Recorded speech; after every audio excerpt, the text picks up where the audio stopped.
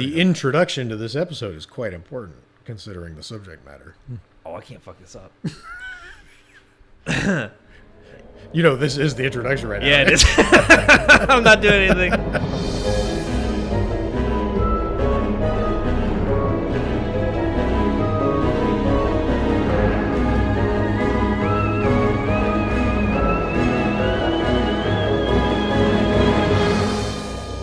Welcome to this week's episode of Hollow Weekly.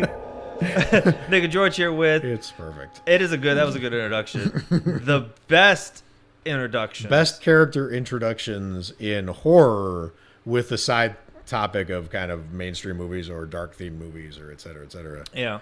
For villains and heroes alike. Yes. So this, when we first conceived of this idea for this podcast and video, I was really excited about it, but then I was like, well, I wonder what happens when you Google this, and I couldn't remember having seen You know what's funny? discussions of this. Go ahead. Sometimes, like, when we do have, like, a topic for an episode, I'm like, don't be a fucking pussy. Don't type in the question. Right, Other people's right. I was like, come up with something original, and then I end up typing in the question. I've always, every single time, I've typed in literally the title of the podcast. I have to because I'm not original. Right. Well, because you spark ideas and you brainstorms over, because like for this one, you would get like, what's the first time we saw the Amityville Horror House? And then I was like, oh yeah, so inanimate objects, that counts. Like maybe we'll play with that, get creative with it or whatever. So it sparks an idea. Sometimes it just helps, to do that. So this one, as soon as I saw the list, first of all, I realized we took on way bigger subject than I thought we did. Really? Right? Like, well, yeah, because I mean, there are so many great ones. There's some topics where you're like, name, the best modern, Giallo or whatever. And there's just not that many options. So you only have to go through 20 things. Yeah. This one, we discovered there were amazing. First of all, there's a year. That was the weirdest part. Where this peaked. Go ahead, that's my favorite story of this episode. Yeah. So. Okay. So 2004 had something going on. Right? 2004, I guess in 2003, all the writers got together and were like, what if we just introduced everyone in like a really cool or unique way? Right. So that we can really make a smashing 2004. And because we were messaging each other, like, what are your picks? Like, what are you coming up with? And then it happened that, three of them, I don't want to spoil them yet, but like three of them came from movies from the same year, which was... Three of them came from the same 2004, and then we both had backup picks that both came from 2005. It's crazy. So... The 2004, 2005 weird. was the peak introduction and character of cinema. It really did. And I don't know what happened. And then after that... they were like, we'll just make the whole movies good. Fuck it. After that, not so much. So, all right. So, you have one for each, right? So, why don't you hit me and then just a bunch of, like, hybrid kind of answers. Right. Cool. So, hit me. Let's get going. Hit me with one of your... Let's start with our heroes. Okay, cool. Let's start with our heroes. I'm going to go with Sarah Polley's character as Anna in Dawn of the Dead 2004, the remake. The Zack Snyder one, right? Yeah, the one that I'm glad people actually like. Yes. Zack Snyder's one of those the directors like, I fucking hate Zack Snyder. But then the Justice League, they're like rooting for him again. Right. But like Sucker Punch is sort of, I don't understand. I've always loved him. I don't think horror fans ever turned on him because he didn't. That might be accurate. You know what I mean? Yeah, but I think, like in mainstream, that definitely happened a lot. But anyways, her character introduction, holy crap. Incredible. First of all, shout out to the opening credits with the Johnny Cash song. So you're already pumped when you're getting into this movie, right? And then... I still think that's like one of the coolest opening scenes ever. In fact, the only thing that I saw that sort of rivaled it was, did you get into Umbrella Academy? Not yet. The opening scene. Wow, that's great. I'm gonna get hit. It's gonna start hard. The opening scene for that is Watchmen, Dawn of the Dead-esque. It just fits. This is gonna be good. So a great character introduction to you. The pieces of it are really exciting. Yeah. Right. Is it so? One of the things I was toying with, like, how much weight do I give this for my pick? Is how much are you learning about the character? So what are we learning about her during this scene? She's got some hustle. She's got good reflexes. Yeah, got good She's reflexes. Persistent. She's got hustle. Doesn't care about her family. I think the most important thing we learn is that she's probably like the best version of us as the viewer, right? Like That's what we hope. We know we'd be taken by surprise. We know we probably screw some things up, but we'd hope that we would just like make decisions quickly, because you're watching in that sequence, you're watching all kinds of people who can't figure out like what's happening, and before they know it, they're eaten. They're like done. Right? At least she doesn't know what's happening, but she knows she doesn't want it. She wants to be anywhere but here. The other thing about it was, aside from 28 Days Later, like Fast Zombies wasn't really Right. a thing. Right. And so the fact that like, one, you're with this character who like, you know, you don't want her to die. Right. But then on top of the fact that they flipped the script on like the zombies that you know, because like, oh, it's Dawn of the Dead, like they're just gonna move slow, and then and then it's like a Puma commercial, and the stakes just instantly get raised for a character. Totally. And that was another thing I was thinking was, so how much do I care about when the character's introduced? Are other things being introduced with it, or should the focus all be on the character? Right? Because I feel like Darth Vader is obviously one of the most amazing character introductions in cinema, but I feel like he wasn't alone being introduced. We were getting to know the stormtroopers, which also turned out to be iconic. Leia. You know, it was Leia. It wasn't just. I mean, it was an amazing introduction, but there were other amazing introductions happening around it. The music, right? Whereas there's other movies where, like, when you meet a character, like that famous Exorcist shot when the Exorcist comes to the house. That all the focus is on that. You're meeting one person there, right? And I was like, I wonder which is gonna be like. When I watch the scene when her family attacks her, also the zombie little girl was awesome. Yes, totally. I feel the same way I do when I watch Team USA in the Olympics.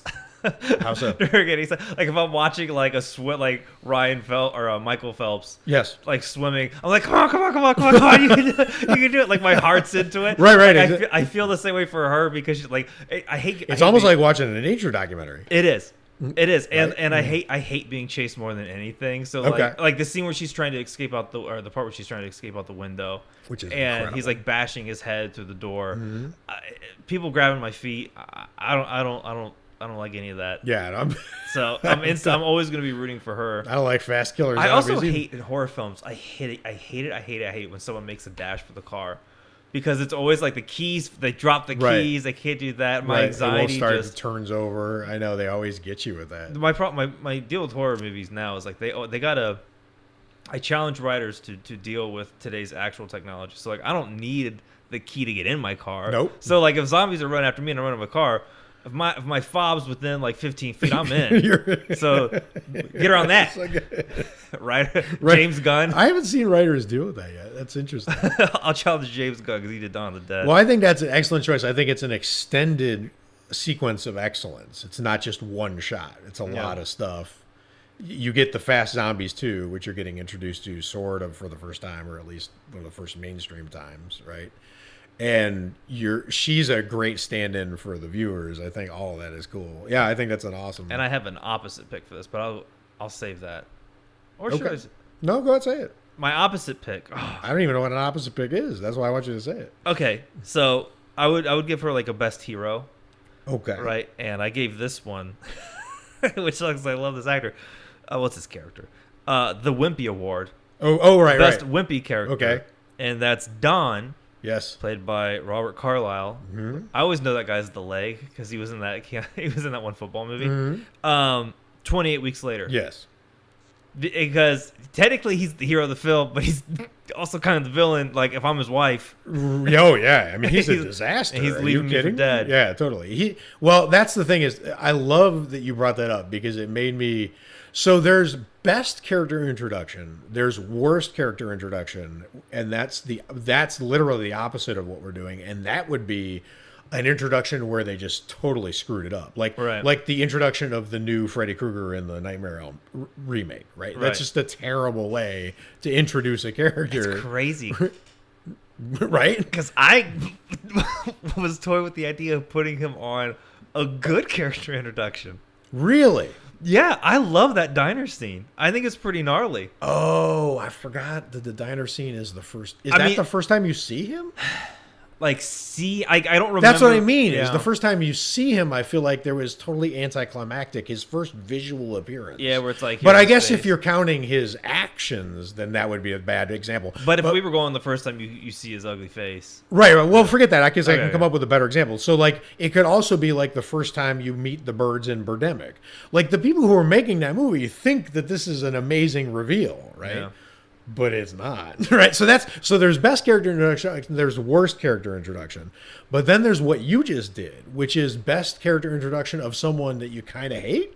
Yeah, kind of. Or kind of don't care about, or kind of like, why? Because that's a whole subgenre of characters in horror. Yeah. They're there to be killed. They're the Star Trek red shirts, like. Oh, he wasn't that day. He was like, no, sir. That's right. No, true. Tommy, get the boat. He wasn't that day, true. But he goes down horribly. But if I had to flip the script, I would. That's And what's funny is both running zombie are infected. Whatever people get mad about Right. that franchise. They're zombies. Fuck off. They're zombies. Oh no! Both running This is zombies. a whole other I'm taking podcast that stand episode. on that. I've seen these Reddit threads. Okay, so that's Okay. my hero. Beautiful. So my hero introduction. So first of all, in terms of movies, because I know I overthink all this stuff, but in terms of movies, I think Harry Lime in Third Man is the best introduction I've ever seen, hands down. But it's not horror. I just mean across all. Harry cinema. Lime? Harry Lime's introduction in Third Man. I imagine like a Harry. It's Orson Welles, and there's just this light shot of him, and I can't even do justice to it. But you think he's dead. You don't even think this character is going to show up in the movie, and the way he shows up is so lightning strike, brilliant, incredible reveal. Like, it's the best. It gives me chills every time I think about it. But it's a moment, right? So like, your character, the hero character introduction, that goes on for minutes and minutes and minutes and minutes. So my introduction that I picked as the winner is King Kong, right? The original 33, because first of all, I didn't realize until I chose it that it is literally the template for all those introductions ever. Like, that's how they introduce wrestlers and like football teams, and like, because the first shot before you see Kong is like the big gate and the big ritual, and everyone's dancing and chanting his name and hitting gongs, and then literally when they open the door, they throw their arms wide, like it's like a hype. It's like a boxer's coming into the like ring. the right? 95, 96 Bulls. Exactly right. So like, this introduction, first of all, before you even get to see Kong, it's literally introduced by the way apparently humanity will always introduce anything important until the end of time, because we've been doing it since forever and we're still doing it now, right? So like, that part is the fact that I forgot. I thought about when you first see Kong, like see him, and I forgot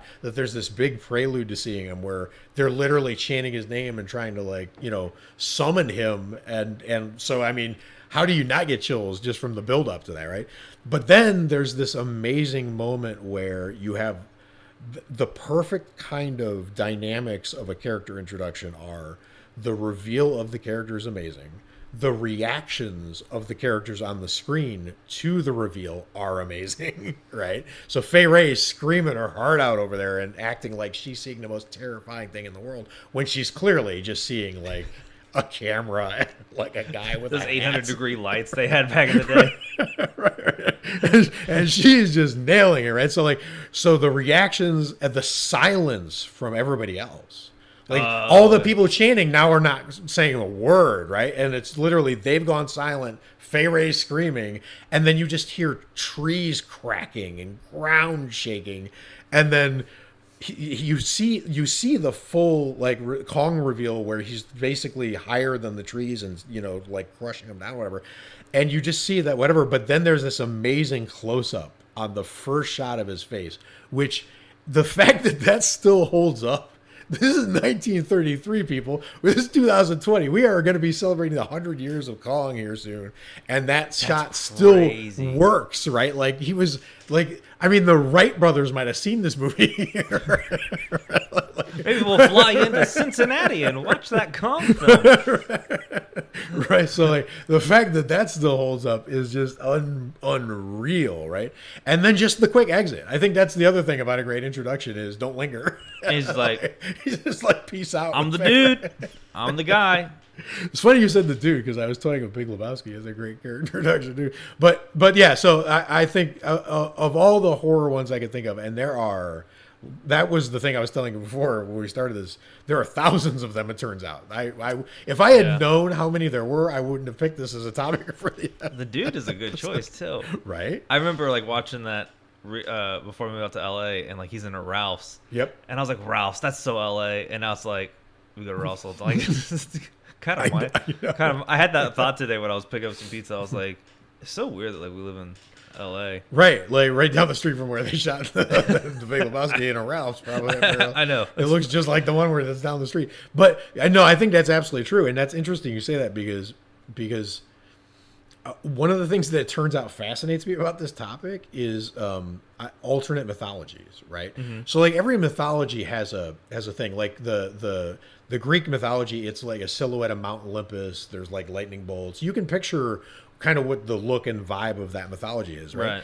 And their mythologies were made all the time back in the ancient times, but then we don't really get that. If the only place we're going to get like an iconic is like sports, like the silhouette of Jordan dunking or in the air or whatever, and then movies, or I mean, where else are you going to get iconic, whatever. Right. But that most iconic things are these big sweeping epic looks. But him in his robe at a Ralph's. Just holding milk. Like you could do a silhouette of that and any movie lover would recognize that. But you could also just get in the bathroom and go to Ralph's down the street and look exactly like that. I mean, you can't look like Jordan dunking against a background of 30,000 people, but you can look like the dude. I got a robe and a Ralph's a couple blocks away. Right, and they made an iconic look that became its own pop culture mythology, but they made it out of such simple material. It's amazing. Damn. Anyway, the dude. All right, so those are the hero choices. Those are the heroes. Did you have alternates? Wow, or King Kong is the hero. King Kong is the hero. Yeah. King Kong. I'm gonna fly. The King Kong is not the villain. No, he was just being his best self, entertaining the people of eating the occasional the Galapagos or wherever they're from. Eating the occasional human sacrifice, but other than that, he was. So let's talk villains. Yeah, let's talk villains. I went with the pick for a movie that I don't think I've seen since like high school. Yeah, this is interesting. Yeah, so like I went back and I rewatched it, and I was like, I forgot there's a whole cop subplot of this movie, and that's 2004 Saw. 2004. Yeah, you're right. There is a whole subplot that you never remember. It's got fucking Danny Glover, dude. I know. But no, it's there, but it's so distant now. It's scary that 2004 feels so old now, but like, that's none of that sticks to your brain. No. Oh, that's for Saw. It's always like the traps. Right. It's like Final Destination for the deaths. Yep. It was playing and it was like showing them investigating the scene. I was like, oh, no one gives a shit about that. It's the most vanilla shit. Like I completely forgot about all that. Right. And if you didn't have that movie would be like 18 minutes long. That's the shit probably would have made the same amount of money. It's still really good. That's true. It's still really good. But best villain introduction, and this is kind of a funny one. I love that you picked this because it's so weird, subtle. It's not because it's a dual introduction. Yeah, it's a dual introduction. I like that. So it'd be Jigsaw, because technically you see him in the very beginning of the movie. Indeed, you do. But you think he's the dead guy, right. and then it's not until like the last like 4 minutes you get proper introduction, and the movie basically kind of ends on his introduction. Yep. When he's finally like, by the way, I'm the fucking guy. I was gonna try to kill myself. Didn't work. Didn't work. So I thought I'd plan on others. I love that your Jigsaw is like half Burgess Meredith and half Tom Atkins. I'm the fucking guy. Look out my way. But like that was a big ass reveal. Like, oh my in God. terms of horror, are you like, kidding me?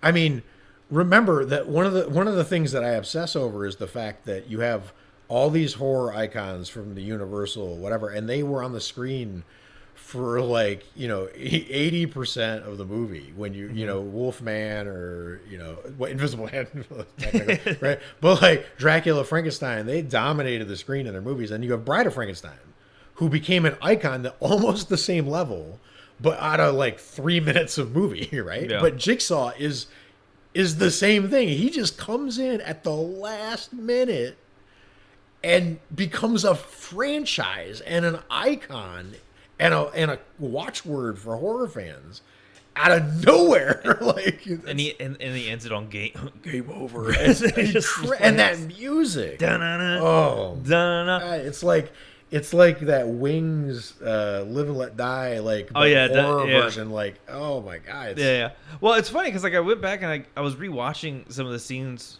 from Saw, and it's actually funny. Like I feel like I remember the weekend like we rented Saw, but Wow. but like but the thing I remember most is how much better I thought Saw 2 was.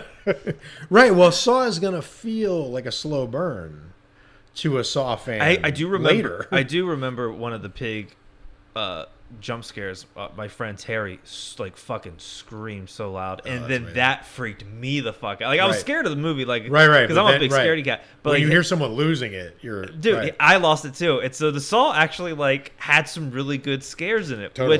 which people usually forget because it's usually gross out gore kind of stuff. Yep. But like it had some effective like fuck you. Absolutely. It's a horror movie moment. Absolutely. The only thing I thought was weird at the end of Saw is like he has this like badass blown up brain makeup, Yes. and then he just gets off and rip it off. I'm like, who applied that Hollywood level makeup on you? He 'Cause did. He's just- a genius. He's just some like depressed dude who drove off a cliff and failed, and then he's like, you know what? Like I imagine he went into like a Sephora and he's like, here's what I need. I need to look like I blew my brains out so I can hang out in this bathroom for a couple hours. But I need it to be waterproof because I got to put a guy in a bathtub and then I got to pass out on the floor. I'm gonna die. So other than that, Okay, yeah. other than that, it's a great character introduction that is spawned like the $1 billion most franchise. Amazing thing I've ever heard about Saw, ever said in my life. You are now my favorite film critic of Saw of all time. Like, welcome to Sephora. We have the mascara feature. So that's not what I need. That's not what I need. Amazing. Yeah, you're right. I mean, the thing is, even there's plot holes in a lot of these, especially in the first movies, because a lot of times the first movies don't know what they're going to become. Right. So they put the level of thought you would need to. Yeah, and then they just keep adding like. it's not like everyone's mythology to it. Fincher and Yeah. thinks through everything like, to the nth degree. I will say, I looked up the budget for that. It was made for like $1 million, and then it made $100 million in the movie. That's so just not cool. even- I know. I fucking love when the movies do that. That's not even. That's such a. It's such a flex, man. It's just. I mean, and the horror genre is uniquely capable of doing Well, that. that was James Wan's directorial debut. It's incredible. I think he did the short. They did like a short film, and then they did the movie. But Right. like it was James Wan. So Right. like, fuck yeah. It's a- So Jigsaw, So Jigsaw. best villain. Best I didn't villain expect to go with introduction. Saw. I really didn't. No, for sure. I would have thought. That's the thing is, I was struggling. Before I realized 2004 was a black hole that was going to pull me in, I thought everything I was going to pick was going to be super old. So I did too. I went to the 70s and I was like, I can't find nothing. And then the 90s was like, 90s had some choices, and then like the most recent ones weren't that great, but like the early aughts, right, fucking was they were really crushing cranking it. Yeah, But- because like I was also gonna go with, I don't know if it's on your list, but the Bat People from Descent, right. No, it's not like my that list. reveal, Totally great reveal. 2006, like. But yeah, I don't know. I think there's, it depends. It's weird because I think the people not working now who could do the best reveals, like the Mike Flanagans or anyone in the A24 crowd, stuff like that, they tend not to because I almost feel like they're too subtle for their own good in this category. Like Yeah. they don't want to try. Valix. They're not going to come in with a big flashy. But yeah, Was James Wan's strike- different for sure. But I feel like, but it's interesting because like I just gave it to Jigsaw, but like I feel like Valix was a little too strung out, but like it didn't fit. But like it wasn't Right. her movie, so like That's what I mean. Yeah. And that happens a lot with a lot of these ones where, it's not like so. If I had to pick in the normal film world, if I had to pick the best character introduction that wasn't Harry Lime, I probably would have said Sean Connery's James Bond because he's just sitting at that table in Casino Royale, and they're just like. everything about that introduction is perfect. Everything about it, you couldn't change anything. You couldn't change a frame of that introduction. You couldn't change the, what's your name? Sylvia Trench. What's your name? Bond. James Bond. Like, it's just perfect, right? So you capture all that in like a single moment, but then the scene after that is terrible. Doctor No's not that good a movie here. Is that the one that opens up with three blind mice? You know, probably. Yeah, probably. yeah. I don't remember how, but that's probably because it's an oldest movie. All right, so my villain choice here. Before I get to my villain choice, let me just tell you, I realized looking at this that dark horror adjacent thrillers have a particular knack for doing this in a way that I love. And it's not unique to me, but like it was just I found a block of people. So I love, it's not horror, but I love the introduction of Javier Bardem's character in No Country for Old Men. I love the introduction of him because It was a good pick. right? Because he's sitting in the background behind the cop. You can't see, he's like a silhouette. And the cop's literally on the phone going, oh yeah, I've got this totally under control. I don't know, he had some weird thing on him with like they had oxygen in it, and the cop literally hangs up the phone going, I've got this under control. And next thing you know, Javier Bardem's strangling him from behind. And remember, on the floor they're thrashing around. And what's amazing about this is that Javier Bardem does what Heath Ledger did to the Joker's backstory, but he does it in physical acting without words. So like, how the Joker has no true backstory? In this scene, there's moments when he's killing the cop that he looks totally calm. Like he's literally flossing. Then there's other moments where he looks enraged, like eye-poppingly insane, right? And then there's other moments where right before the cop gives up the ghost and he's strangling him, he turns away and like he can't look at it. Like the sight of blood bothers him or something. And so you can't get a read on this character. One moment he looks in the same like 12 second, he looks like he's enjoying it, doesn't want to look at it, loves it, hates it. It's, and has no feelings about it. All like blitzing through these like things. And so you can't get a read on the character, but you don't know he's doing that because you would never catch that unless you were watching on a rewatch, right?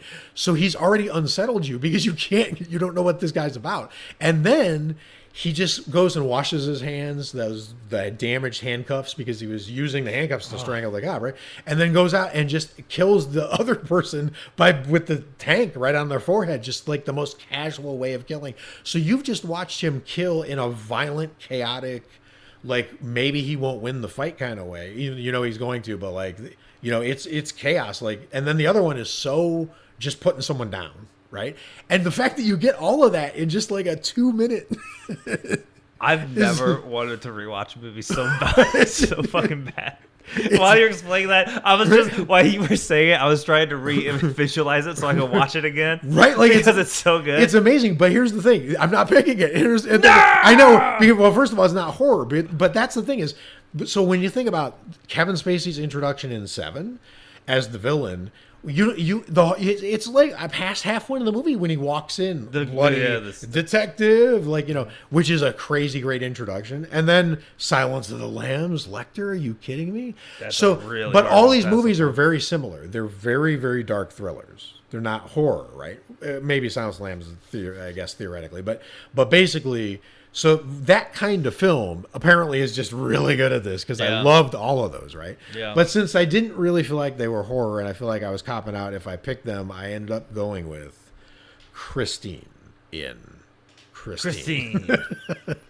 I everything about how we are introduced to this car is amazing to me. Right? A little Frankenstein. It's a little. The assembly. It's a little Frankenstein, but what's really incredible about it is.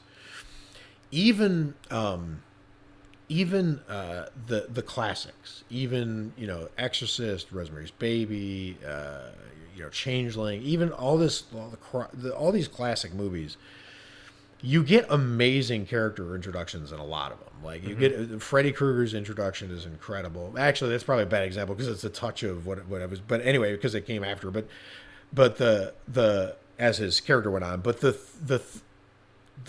the classics would introduce you and they would be iconic visually or iconic lines or iconic whatever.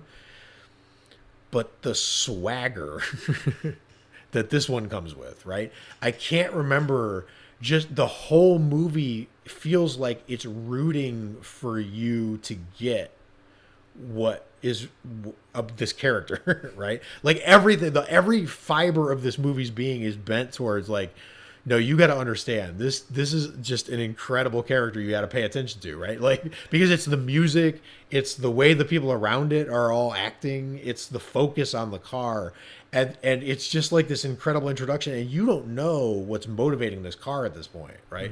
Which is part of what I love. By the time you meet Kevin Spacey's character in Seven, or by the time you meet a lot of the characters we've been talking about, you really know a lot lot about him. When you meet Kong, you know everything there is to know about Kong. The time that His you face meet says Kong, it all. He's right? like, He's very eager. Yeah. Like you, but with this one, you meet the character, but you don't. You only know an ounce of what you need to know about the character, but it's enough, right? And the fact that it's put out there in the form of like a tease. And the fact that the movie knows it, and it knows it and we know it because one of the other famous scenes from the movie is the show me scene, which is literally structured as a tease, right? So there's everything about this introduction to me is perfect. that's a good ass choice. When did you see Christine? Did you see it? We watch partied it. When we watched Party. So That was the you first hadn't time. seen it before. No, Wow, that's amazing. no. There's been a few movies I've watched from like a Facebook watch party for the first time. A lot of classics. Mm-hmm. That's where I watched. We did the fucking that '60s film, Carnival Souls. Carnival Souls, yep. But the other thing that I love about this introduction is, so the other introductions, a lot of them they don't have, because they don't have an echo in the real world, right? So like when you meet like Indiana Jones, right? You don't It's crazy you said that. you don't go you don't go out in the world to like check your mail or go down to whatever to buy something and see Indiana Jones everywhere, right? But the first week after I saw Christine, anywhere I was at night, if headlights went on, I thought I was about to die. That could Right? get you. Like that introduction like echoed into the world and stuck with me. I still will think about it occasionally if you're out somewhere and someone just the headlights just come on, like come up or It's whatever. a scary thing. Right? I was frightened by headlights in high school because that was, I think I've told on the podcast, where like I worked at a haunted corn maze. Yes, that's right. And the guy who was dressed up as Leatherface, and he looked just like he was a movie. Spot he on. was a screen camera ready Leatherface, dude. He was fucking frightening. I mean, the dude was built Wow. like a hillbilly. Like He he did was it. fucking, but like a jacked hillbilly. Good for him. And he would hide in nailing front it. of a truck, and the trunk would go like, and the headlights would flip on, and you just see Leatherface's silhouette, and then he rips the chainsaw and chases you. Woo! Now, see, it's a scary effect. Headlights are It's fucking a scary scary, effect. dude. It always makes it better. All right, So now I got just like a bunch of like picks I thought were interesting. Let's do it. There's no particular order. In Yes. fact, Indiana Jones was like probably like one of the best character introductions. yeah, definitely. But I rewatched it recently, Raiders of the Lost Ark, Mm-hmm. and it's one of those movies where it's like it's Steven, like it's like a classic Steven Spielberg film, Yep. and it's gonna be great. Yep. But I forgot how good I mean, that movie was. It's weird. For some reason I am not the biggest Raiders of the Lost Ark fan. I don't know why. It's just dumb. Don't hate me. Well, I think I enjoyed the second one more, but Right. I like the third one a lot, which is probably. like just like every like the But that fundamentals first of it. scene, oh my! Like the characters, the way it's perfect. shot, It's like perfect. you see you're looking like it's like the backside of Indiana Jones for like the first like couple minutes, Right. And then you finally get like that front look, and you're like, oh fuck. And it's a straight up ripoff of literally thousands of movies. Yeah. Spielberg is such a synthesizer at that. I'm not saying he does it all the time, but when he's because he's doing it on purpose. That's an homage to all the things Like he the loves. pulpy, like, kind of yeah, stories. it's what Tarantino does now. Yeah. Spielberg was doing that. It's the same thing. When he's in that mode, this is like an homage to so many old classic Hollywood quick stand cowboy weirdo horror movie adventure thriller kind of serial movies that so you think that's easy. You think like, oh, I've got like a million ones to steal from. But if you get one tone wrong or like one misstep or you homage the wrong thing, it all falls apart. And he just nails it like an Olympic routine. Yeah. Like 10, 10, 10, 10, like 10 across the board. Incredible. I put it on just to like, I haven't seen the opening scene with the ball and the little idol he grabs. I was like, I'll just watch that. And then Alex out of nowhere goes, "Oh, so we're watching the whole movie now." And I was like, Yeah. It's Indiana Jones. It's Indiana Jones. Hey, what are we gonna do? Watch The Office again? Right. Let's watch this. You can do worse than this. Okay, so this was an interesting choice, and I don't want to stomp on. How many honorable mentions do you got? I only have 2. So Okay, no, to keep going. Let me throw this one out because I thought keep going. this was interesting because we were talking about landmarks. Yes. And we talked about this when we reviewed the film, but the opening shot of the house and Don't Breathe. Yes. You love that shot. That was so cool. You love that shot. I mean, it's a great shot. I remember, and that's one of the few times we were in the theater where I remember turning to you and either saying something about it or being like, or telling you that was cool. Yeah, I remember you like you were kind of blown away, but you're like, what the? That was a cool fucking shot. Yeah, it was amazing. It's an amazing sequence. Because the house is like It has swagger too, like I was saying. Yeah, it has swagger, and it's such a genius shot considering like we're gonna spend the next hour and a half in that house. So they're just like, well, we're just gonna show you. It's like Totally. meeting your realtor. It's like, well, down here we have the caged women. Middle floor we have a concept. This is like that Jason Bateman commercial where he's in the elevator and he's like Geico or whatever. Oh yeah, it's like hell at the bottom, teeth pulling. Exactly. Yeah, that's what the house listing for Don't Breathe. Yeah, was like. The weird thing is, it just always throws me off when you do this because the rest of that movie came off as so generic to me that to pick it as anything iconic throws me off because the movie feels so forgettable to me. But I know that most people don't feel that way. That's the most memorable thing from the movie for me. Like, I like the movie a lot, but like that opening shot was just that was standout for sure. That's pretty cool. Okay, this one's kind of controversial. All right, because you don't see it, but you see the result of it. Right, and that would be the opening scene from It Follows. Yeah, I actually love this concept. We talked about this with the Final Destination piece. Yeah. Right? Like what character do you meet by their works or their impact or their effect, but not them, right? And that is a really good. That's a really because good. It's like I don't know what he looks like, but I don't want to meet him right because he just flipped that girl's leg. Her leg's going the opposite way. Right. It should. Right. And that concerns me. That's very concerning. But there's a lot of movies, and I can't think, obviously, off the top of my head, but there's a lot of movies where you would imagine starting on like a scene of devastation.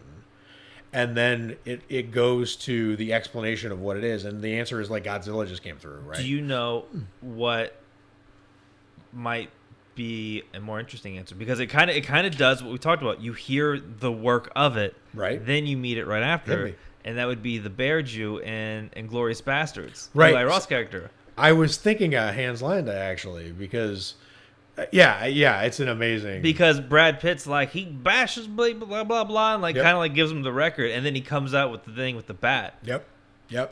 Because the same thing with Hans Landa or however you say his name, he's Christoph Waltz's character, when he's approaching Inglourious Bastards, all you see is that car, but it's just the terror of how everyone it's like winding. Yeah, exactly. Like that. Yeah. And he does that. There's so many scenes where he could just reveal that I know this about you and then arrest you or shoot you or whatever. But he like draws it out.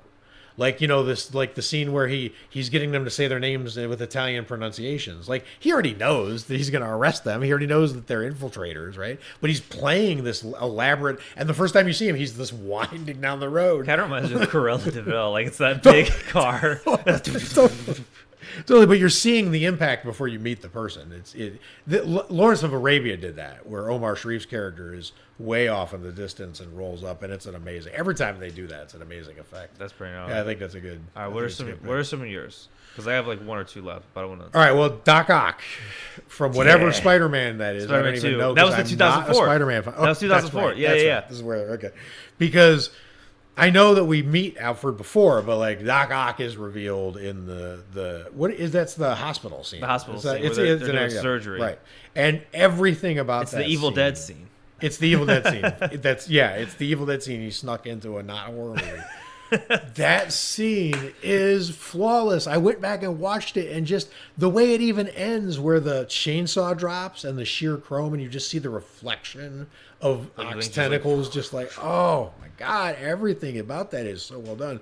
But I love that we're meeting him by the thing that's important, and I forgot that Alfred Molina's character is actually like blindfolded with gauze, Yeah. and not even looking. Face down on yeah, the table. face down. Like, so you're meeting a character through their arms and their limbs and whatnot, and you're getting everything that you need to know about this character. How terrifying! Like terrifying. That scene is actually scary.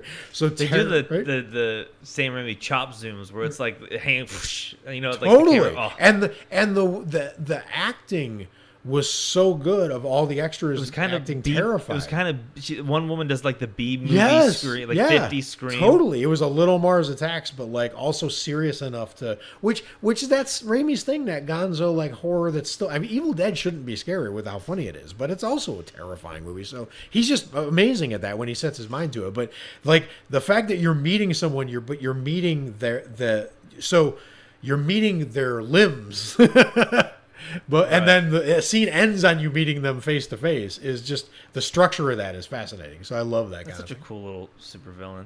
The little arms yeah, and stuff. totally. It was even cool in the Spider-Verse. Yep. Where it was Octavia Spencer, and or no, Octavia Spencer. Octavia. I know, that's why I'm cracking up. 'Cause you have, Octavia you have Spencer Ock in there. She would be a kick-ass Doc Ock, dude. Doc Octavia. Oh, Wow. Octavia yes. Spencer, Dr. Octavia Spencer. She might have a PhD. For all we know, she's already a doctor, Octavia Spencer. All right, so Okay, enough dilly dallying. Dilly-dally. Okay, this is two more. I've actually no. Do your other one because then I can just close. No, out go these. ahead. Okay, Pyramid Head and Silent Hill. Yes, an amazing intro. My first thought was it was the scene with the church where he pulls the girl's skin off, Yes. and then I was like, let me make sure that's it because that doesn't feel right. That Right. like because that's like pretty late in the movie. Yep. And I went back and rewatched it, and I forgot about the scene that actually gave me more anxiety than Yep. the skin ripping scene. That's hard to say, right? Yeah, it's hard to say. But you first see the character. He's like walking behind our two ladies, and then they freak out and they go inside a room, and it's the sword piercing through the door scene and swiveling it around.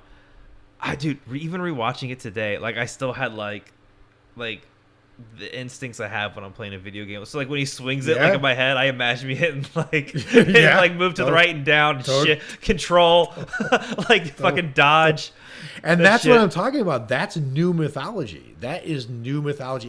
If Pyramid, let me put it to you like this: if Pyramid had existed during the Neanderthal times, there would be cave paintings of just this scary stick figure, like two arms, And like and a like a triangle head, kinda like a blade, because it's unforgettable once you see it.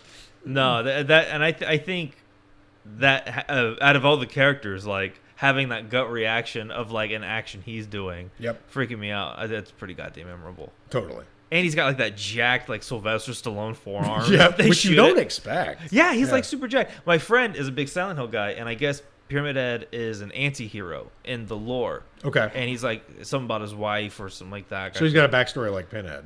Yeah. But he's not like. I don't think he loves where he's at. that'd be my Right, guess. he's killing under protest. Yeah. Like so Silver Surfer. I would style. like to Silver Surfer. I wish they would do him right. Yes. Okay, so it follows, and then okay, let me throw in this last one, and then we can close out. I only have one more. Because I didn't know what the name of this was. Okay. But parents call it the Beldan. Yeah, I don't know what this Beldan, is at all. AKA Yes. Evildoer, Yes. AKA Yes. the other mother Yes. from Coraline. Yes. We meet this character, and I remember thinking or seeing like the character in the beginning during the opening credits who's sewing together the dolls, like these scary looking metal sharp like Totally. Freddy Krueger fingers. I had to look it up to make sure like that is the other mother, right? Like Right. it's not something, and then it was confirmed that that is it. So the fact that the movie's opening credits Right. is to our person creating these little That's dolls what I to love try to lure about that. them. It's like the movie opened with what Men in Black closed with. Like if the Yeah. movie had opened in the alien's hand with the bag of marbles. and it like zooms in right, on right, Earth or eating right, hot right, dogs. And right.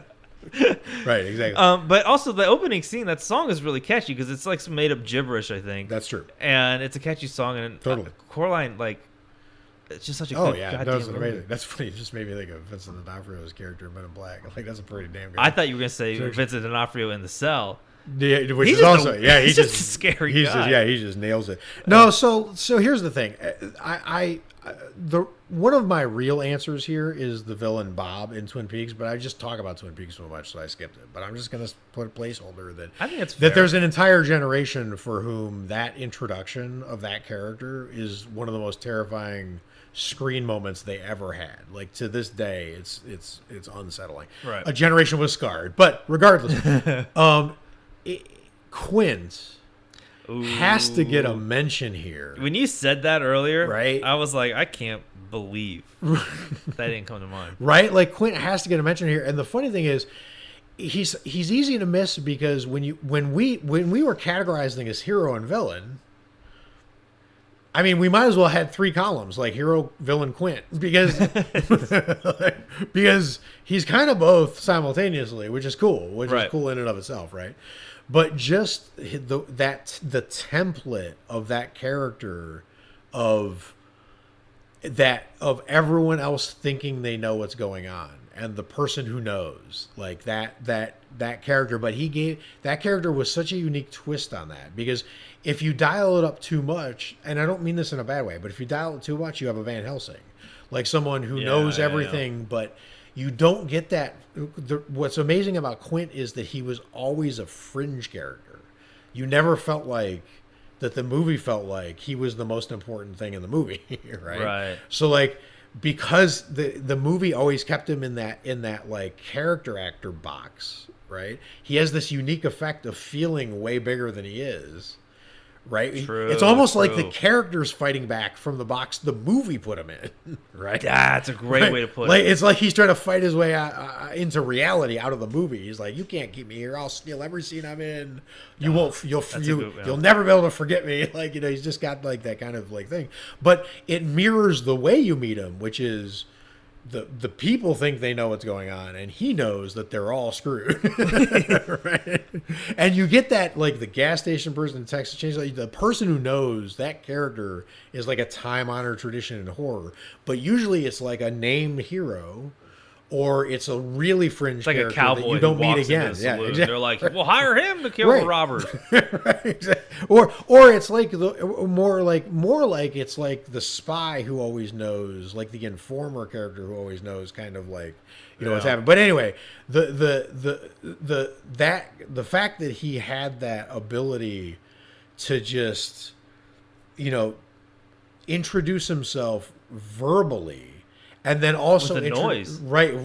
Because it was funny. I was talking to Alex and Jenny about how you mentioned Quint, Right. and I was like, yeah, even the way he just goes like that. And when I went like that, we Right. all went like, ah, like we heard the noise, but we didn't. But just the idea of thinking Yep. of someone scratching nails Yep. made like our next like He shoot can make up. you wince. Yeah. Right. It's I mean, everything about that is just remarkable. And it's one of those things where there were a lot of picks where I was thinking to myself, this is just the best version of this, right? Mm-hmm. But with Quint, I don't think anyone ever did that quite that way again. Right? That character, you see that character pop in a lot of movies, but they don't do it the way Robert Shaw did it. Like the way he did it was completely unique and unrepeatable. I will never look up like a photo of Robert Shaw like as a regular dude because in my head, Right. that dude is Quint, and I'm not breaking that imagination. I don't want Like to I can't imagine him Yeah. like pumping gas for his Civic. You know what I'm saying? Like, You don't want to lose this illusion. You want to, Yeah. Right now, I'm totally with you. But anyway, I was like, this has to deserve a mention because Yeah. he's almost like his own genre of character. yeah, Right? no, that's totally good, fair. Good for him. Well, that does it for the Yeah, list. those are for the list. But there's all kinds that we missed, so we'd love to hear what Let us ones- know in a review if you think Jigsaw went to Sephora before pulling off the events of Saw. You convinced me. That's more I- likely than I don't know if the movie took place in October and he could have like went to some place. Yeah, So I think Sephora, yeah. or it's like 2004. So like Macy's. Right. The odds that he was at Sephora or a Macy's Megacon are higher than 5G is deadly. So Well, they're not Tobin, non-zero. Tobin Bell has aged pretty well. Yes. So he might have went to Sephora and got like some moisturizer. Okay, no one eye wants to cream. think about. But let us know in a review. That's what I'm getting at. That's what I'm getting at. That's what you were is- getting at. Yeah, is let us know in a review Yes, if you indeed. think that happened or not. Or not. And until next time, watch a bunch of horror movies and stay scary. Bye, guys. Bye.